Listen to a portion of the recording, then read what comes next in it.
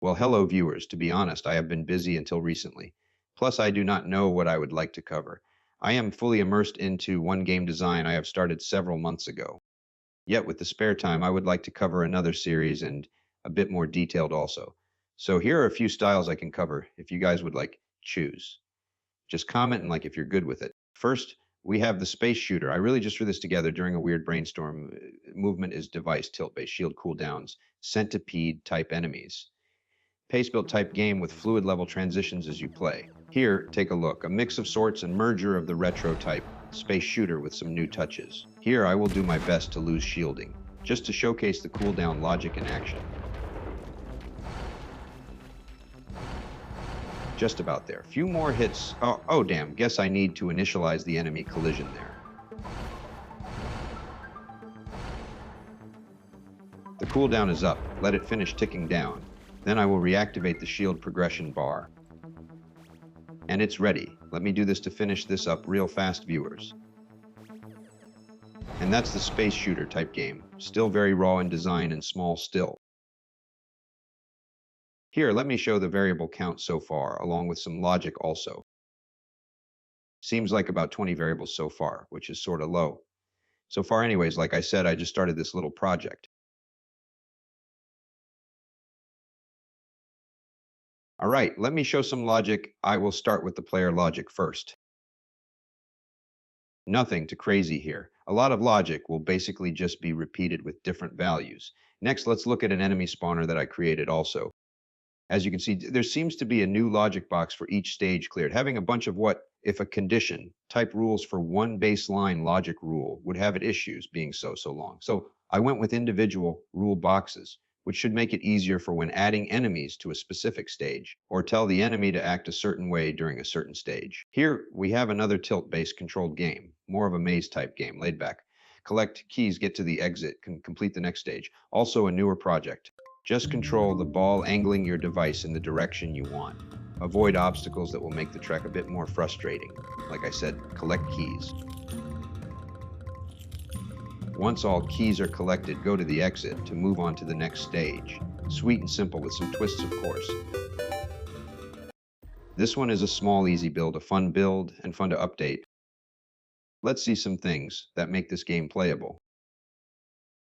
Let's see how many variables this takes. Not bad, 15 to 16 for this. And it is mostly level designed for updating.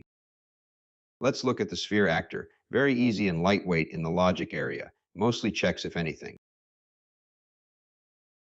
Next, the exit actor. Also quite small and easy to build. This would definitely be more of a design series than an actual build, just from the aspect of new actors being made as you design a stage. Example, my version has one stage with a sticky projectile. Next stage and spikes, so designing is important for this one.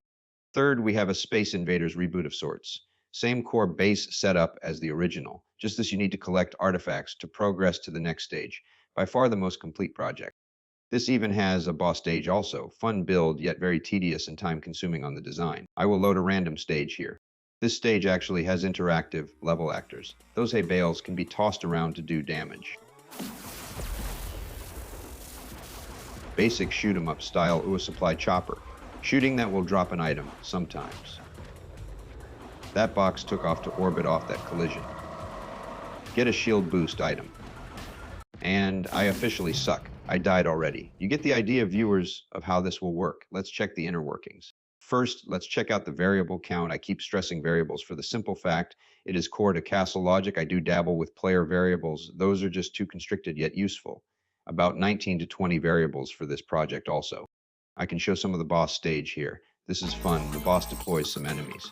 Destroy those enemies and freeze the boss and destroy his right and left side. Then focus on the middle section to defeat the boss. This was tricky to make, having multiple body sections for the boss to stay sorta in sync. Still has issues but minor, some value tweaking, and I should update the design a bit more. And I forgot how much damage this thing takes. At best 2 runs per arm, I believe. Then you need to destroy the main section. I will focus on taking out just 1 arm for show, then check out some logic.